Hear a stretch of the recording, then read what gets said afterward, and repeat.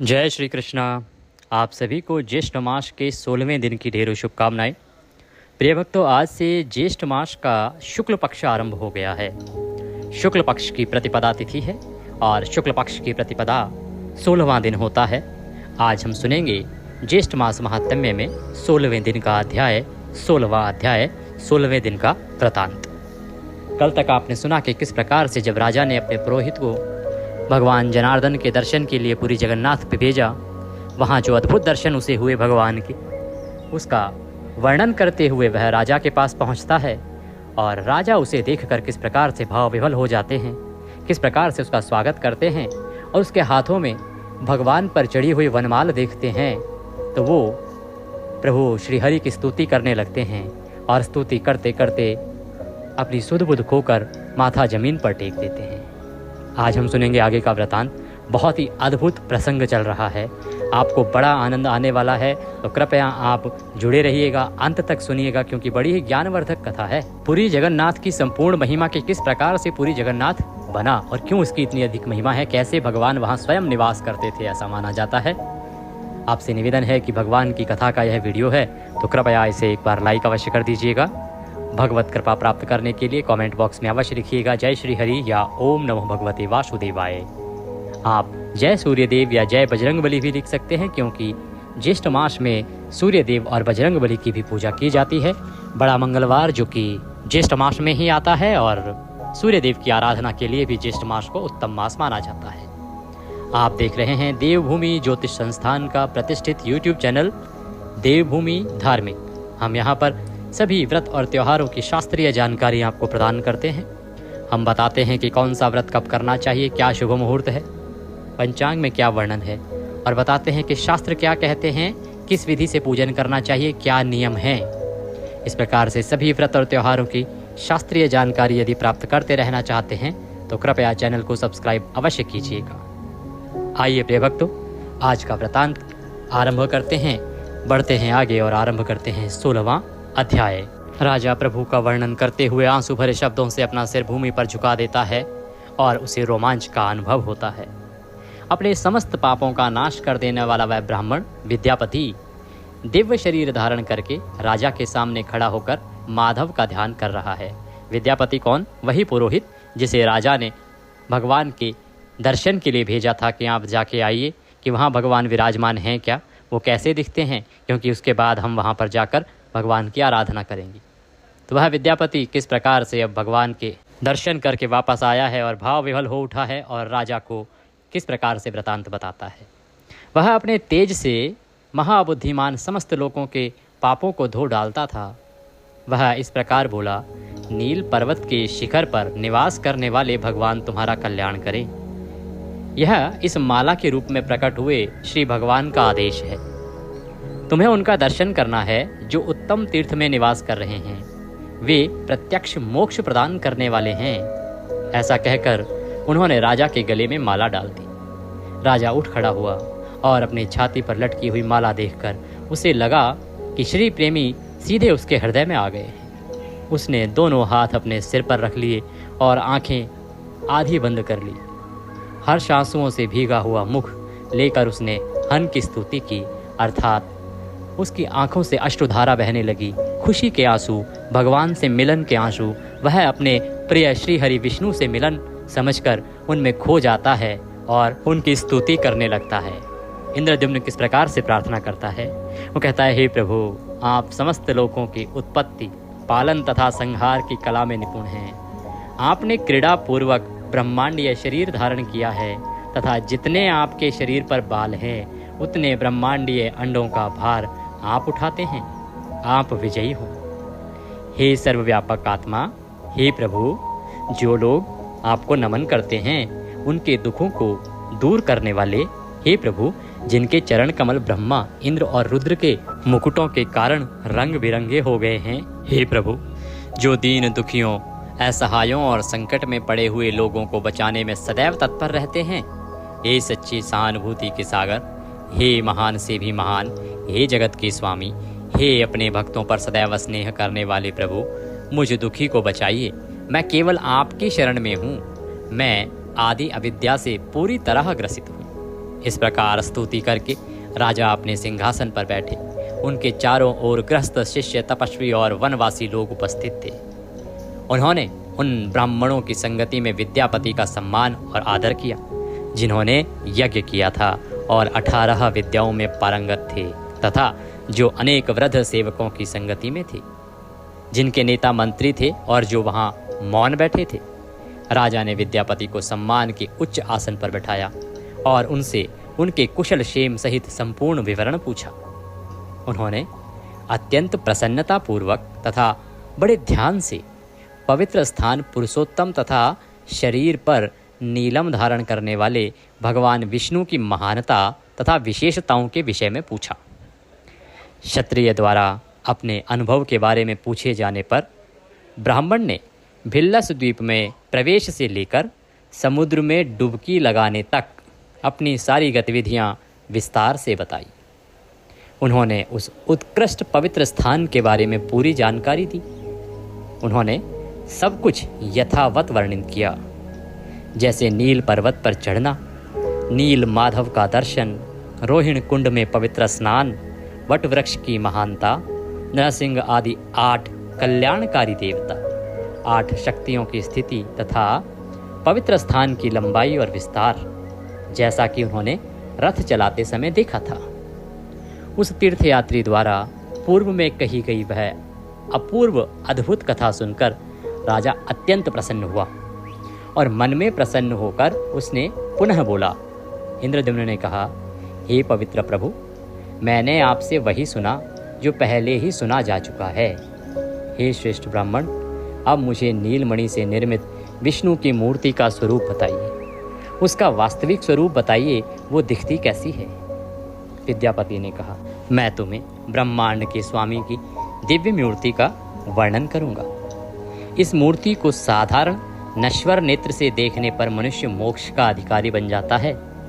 नीलम की यह मूर्ति बहुत प्राचीन है। इसकी पूजा प्रतिदिन सुरों द्वारा की जाती है, जिनमें ब्रह्मा, रुद्र और इंद्र प्रमुख हैं। इस प्रकार से विद्यापति जो हैं वो प्रभु जो नील की बनी हुई प्रतिमा है जिसके दर्शन करके आए हैं, उसका वर्णन करते हैं कि किस प्रकार से उसकी जो पूजा करते हैं वो स्वयं देवता करते हैं।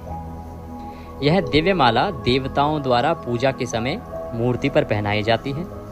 यह कभी मुरझाती नहीं है, इसकी सुगंध कभी नहीं जाती है और बहुत दिन बीत जाने पर भी यह माला वैसी ही रहती है। यह माला धरती से उत्पन्न हुई है। हे राजन, मैंने दिव्य उपहारों, नैवेद्यों तथा निर्माल्यों को खाकर अपने सारे पापों का नाश कर लिया है। क्या आप नहीं देखते मुझ में अलौकिक तेज है? भूख और प्यास और कमजोरी एक बार निगलने पर भी कभी नहीं सताती। अदृश्य का अनुमान दृश्य के द्वारा लगाया जा सकता है। हे राजन, वहाँ सांसारिक सुख और मोक्ष दोनों एक साथ विद्यमान हैं। वहाँ बुढ़ापा, व्याधि, शोक तथा अन्य दुखों का कोई स्थान नहीं है। यह वह स्थान है जहाँ ब्रह्मांड के स्वामी साक्षात उपस्थित हैं। भगवान का मुख बहुत ही मनोहर और चमकीला है। वे अपने शरणागतों को अमरता और मोक्ष प्रदान करते हैं। इंद्रद्युम्न ने कहा, हे श्रेष्ठ ब्राह्मण, जब से तुम पैदा हुए हो तब से तुम कभी वहाँ नहीं गए। तुम्हें पुरुषोत्तम में दैवी सूचना अर्थात देवताओं के आगमन की सूचना कैसे पता चली? क्योंकि इंद्रद्युम्न कहते हैं कि जब से आप पैदा हुए हैं, आप तो इसी राज्य में पैदा हुए हैं, कभी वहाँ गए नहीं, पहली बार गए हैं, फिर आपको कैसे पता कि वहाँ देवता गण आते जाते हैं? तो क्या कहते हैं विद्यापति? कहते हैं कि शाम के समय मैं भगवान के पास जाकर खड़ा था। उस समय वहाँ दिव्य सुगंध वाली शीतल हवा बह रही थी। आसमान से एक उलझन भरी आवाज़ उठी और सुनाई दी। धीरे धीरे यह आवाज़ अक्षरों के रूप में एक सार्थक ध्वनि में बदल गई, जैसे कि आगे बढ़ो, आगे बढ़ो, आगे बढ़ो। हे राजन, जब स्वर्ग के प्राणियों ने पुष्प वर्षा करके पर्वत को ढक दिया था, तब वैकुंठ अर्थात विष्णु के समीप देवताओं का समागम हुआ। संगीत में समय का संकेत देने वाली बांसुरी मृदंग और ताली की अभूतपूर्व ध्वनि थी। यह दिव्य गीतों के साथ मिल गया। देवताओं ने भगवान को प्रसन्न करने के लिए हजारों भेंट और प्रसाद चढ़ाए।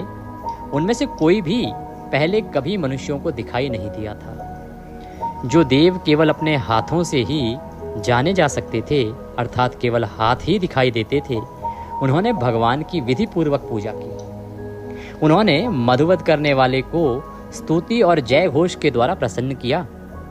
फिर वे देवता जिस प्रकार स्वर्ग से आए थे उसी प्रकार स्वर्ग को लौट गए। उनके चले जाने के बाद मेरे शबर मित्र विश्वावासु ने मुझे दिव्य भोजन और यह माला दी। यह अमूल्य है, यह कभी नहीं मिटता। यह समृद्धि, राजत्व और खुशी प्रदान करता है।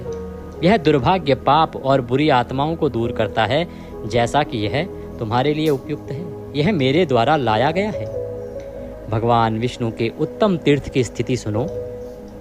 इस मनोहर रूप में शिल्प कला की अभूतपूर्व कुशलता प्रकट होती है। इस पृथ्वी पर जन्म लेने वाले व्यक्ति द्वारा इसका वर्णन नहीं किया जा सकता। यह तुम्हारे सौभाग्य और पुरुषार्थ के कारण ही देखा गया है। मैं इसका वर्णन करूंगा। इस पवित्र स्थान का मुख्य केंद्र नील पर्वत है। इसके चारों ओर जंगल फैला हुआ है। यह सर्वविदित है कि इसका विस्तार 5 कोश है। यह तीर्थराज समुद्र के तट पर है। यह सुनहरी रेत से ढका हुआ है। पहाड़ की चोटी पर एक बहुत बड़ा बरगद का पेड़ है जो एक कल्प तक वहां रहने के लिए बना है। यह 3 किलोमीटर तक फैला हुआ है। यह फल और फूलों से रहित है, लेकिन अंकुरों से चमकता है। जब सूरज निकलता है तो इसकी छाया नहीं हिलती। इसके पश्चिम में रोहिणी नामक कुंड है। पानी की सतह से ये नीले पत्थर की सीढ़ियों से सुशोभित है। इसके बाहर चारों तरफ क्रिस्टल से पक्की सड़क है। यह बहुत ही मनमोहक है और इसमें बहुत सारे पापों को दूर करने वाला पानी भरा हुआ है। पूर्वी मंच के मध्य में पवित्र गुलर के वृक्ष की शीतल छाया में भगवान नीलमणि से बने चक्र और गदा को धारण किए हुए हैं। उनकी प्रतिमा की लंबाई 81 अंगुल लगभग 2 मीटर है और यह स्वर्ण कमल पर स्थापित है। उनके माथे का क्षेत्र 8वें चंद्र दिवस के अर्धचंद्र की सुंदरता को पार कर गया। उनकी आंखें जैसे मुस्कुराते हुए नीले कमल के जोड़े की निंदा करने का प्रयास करती हैं, अर्थात नीले कमल के जोड़े से भी अधिक सुंदर है। वे अपने चेहरे की अमृतमय चंद्रमा के माध्यम से 3 प्रकार के बढ़ते हुए संकटों को दूर करते हैं। वे अपने नथुने के साथ बहुत शानदार दिखते हैं, जो कि तिल के पौधे के चमकते हुए फूल की तरह है। यद्यपि उनका शरीर पत्थर का बना है, फिर भी उनके होठों पर एक अद्भुत मुस्कान है। थोड़ी और जबड़े की हड्डी हंसी से चमकते गालों के कारण अत्यंत आकर्षक प्रतीत होती है। मुख के दोनों कोनों की अद्भुत रचना है। हंसी के कारण गालों पर गड्ढे बनते हैं। ठोड़ी और मुख के भव्य कोनों को भगवान विश्वकर्मा आदि कारीगरों के लिए भी आदर्श मानते हैं। उनके दोनों कानों में मकर के आकार की बाली है। इन दोनों बालियों के बीच का जो चेहरा है, बृहस्पति और शुक्र यानी दोनों ओर ये ग्रह के बीच स्थित पूर्ण चंद्रमा पर हंसता है, यानी उससे आगे निकल जाता है।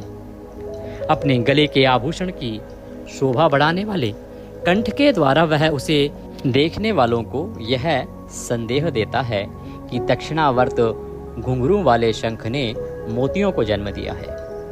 उनके कंधे मोटे और बड़े हैं। उनकी 4 लंबी भुजाएं घुटनों तक फैली हुई हैं। भगवान के वक्षस्थल पर सफ़ेद बेदाग हार चमक रहे हैं। वहाँ उन्होंने अपनी दिव्य कौस्तुभ मणि में प्रतिबिंबित 14 लोकों को धारण किया हुआ है। वह सुंदर है। उसकी नाभि में एक छोटी सी केश रेखा प्रवेश कर रही है, मानो वह एक गहरा तालाब हो। वह कमर में नाभि के ऊपर त्वचा की 3 तहों द्वारा हार को अचल बनाता है। रत्न जटित कमरबंद और मोतियों की माला के साथ लटकती छोटी छोटी घंटियों से युक्त भगवान के नितंब समस्त लोगों की सुंदरता के पत्तों के समान चमक रहे हैं। भगवान की सुंदरता का वर्णन करते हुए आगे कहते हैं विद्यापति कि कमर तक लटकती मोतियों की माला और पीले वस्त्र के माध्यम से शोभायमान हो रही हैं तथा मोक्ष के शुभ आभूषणों को धारण करती हैं। भगवान के दोनों चरण गोलाकार और सममित घुटनों, रत्न जटित पायल तथा पैरों के अग्रभाग तक फैली माला के कारण चमकते हैं। भगवान हार, कंगन, बाजूबंद, मुकुट आदि से सुशोभित हैं। भगवान केशव चक्र, कमल, लोहे की गदा और शंख धारण करते हैं, जो पूर्ण ज्ञान, ब्रह्मांडीय अहंकार, सर्वोच्च ऐश्वर्य और शब्द ब्रह्म के उत्पाद हैं। वे सभी दिशाओं को प्रकाशित करते हैं। इस प्रकार वे नील पर्वत पर स्थापित हैं। भक्ति पूर्वक उन्हें प्रणाम करने और उनके दर्शन करने से मनुष्य भौतिक शरीर के बंधन से मुक्त हो जाता है। भगवान ने अपने बाएं भाग में लक्ष्मी को गले लगाया हुआ है तथा उनके हाथ में कमल है।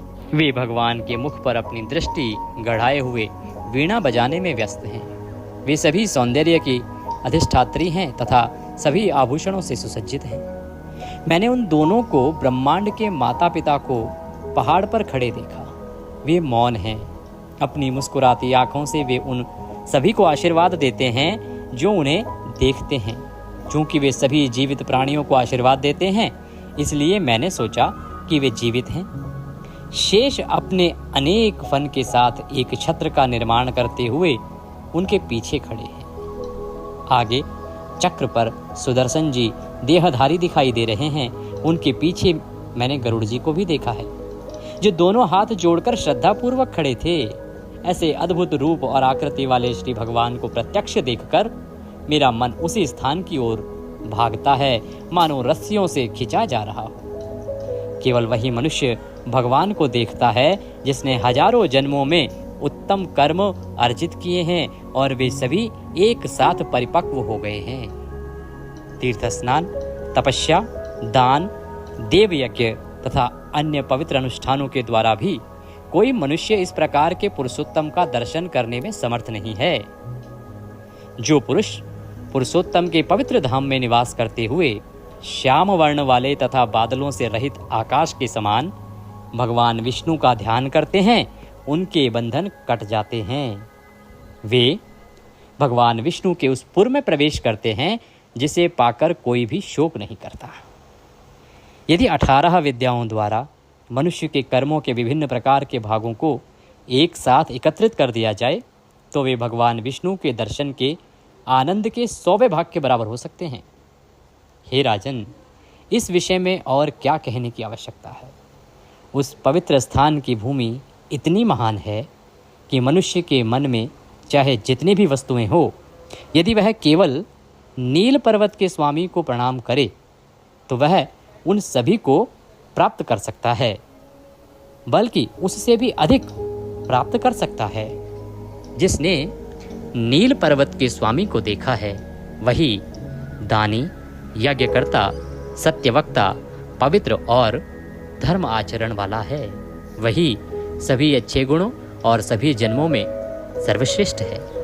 हे राजन, यह महात्म्य मुझे ब्रह्मांड के स्वामी माधव के उन सेवकों से ज्ञात हुआ है जो वहाँ उपस्थित हैं। इस संदर्भ में आदि सृष्टि की परंपरा से चली आ रही प्राचीन परंतु सुप्रसिद्ध कथा मैंने सुनी है।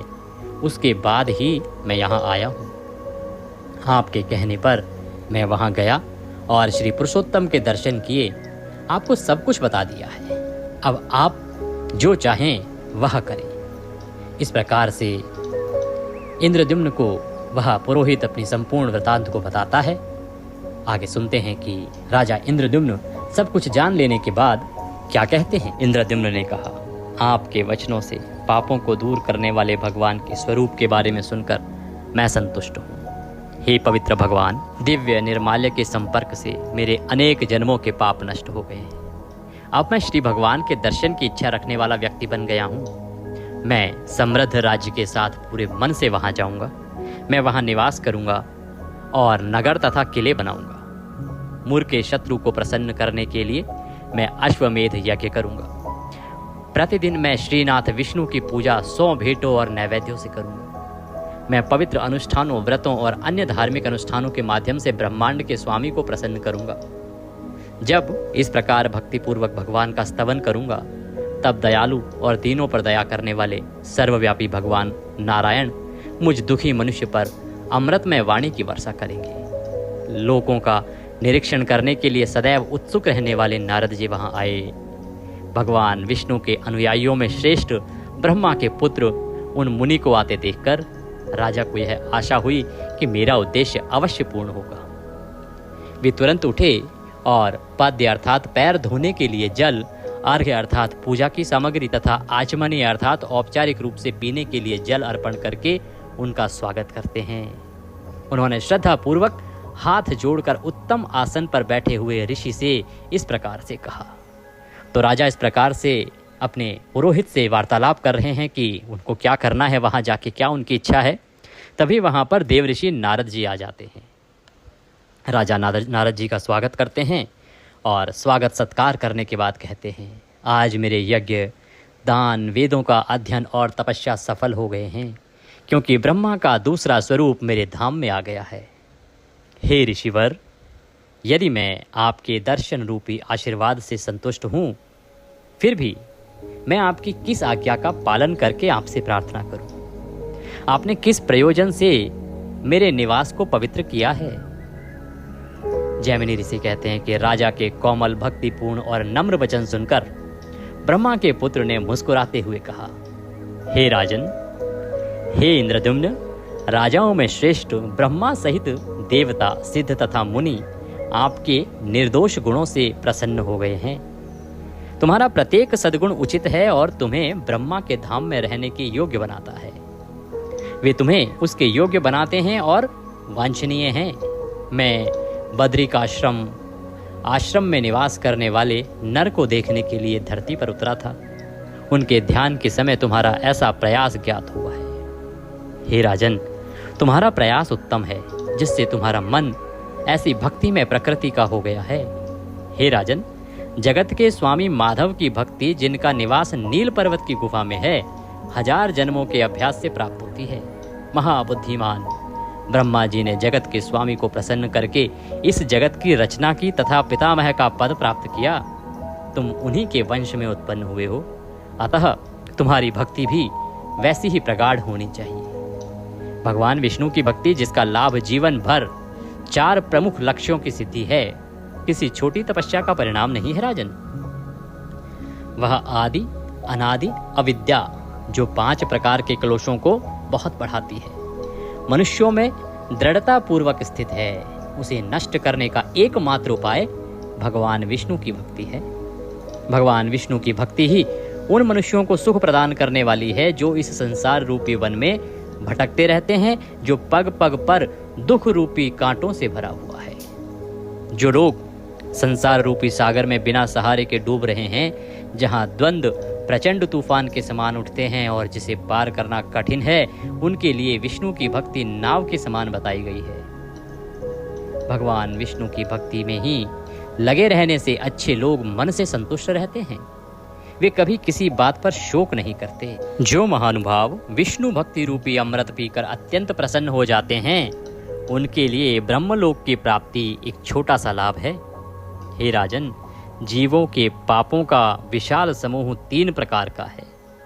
भगवान विष्णु की भक्ति रूपी महान दावानल में वह टिड्डियों के समान जल जाता है।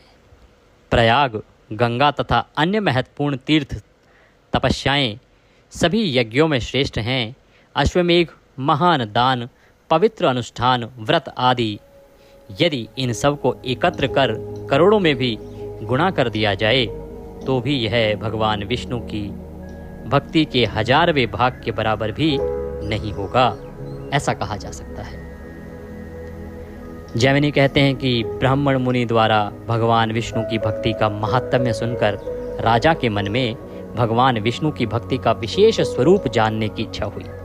आतिथ्य के साधनों के प्रयोग के ज्ञान से संपन्न राजा ने नारद जी से इस प्रकार से निवेदन किया। बोले श्री विष्णु भगवान की जय। राजा किस प्रकार से निवेदन करते हैं, किस प्रकार से नारद जी भगवान विष्णु की भक्ति के बारे में इंद्रद्युम्न को बताते हैं, ये वृतांत हम अगले अध्याय में सुनेंगे। आज का 16वें दिन का महात्म्य यहाँ पूर्ण होता है। आज हम विराम देंगे। आपसे अनुरोध है कि निर्जला एकादशी कैसे करें उससे संबंधित वीडियो हमारा आ चुका है, उसको अवश्य देखिएगा। अगर कुछ और जानना चाहते हैं तो कमेंट बॉक्स में लिख के पूछ लीजिएगा। भगवान सब पर कृपा करें। हरे कृष्ण।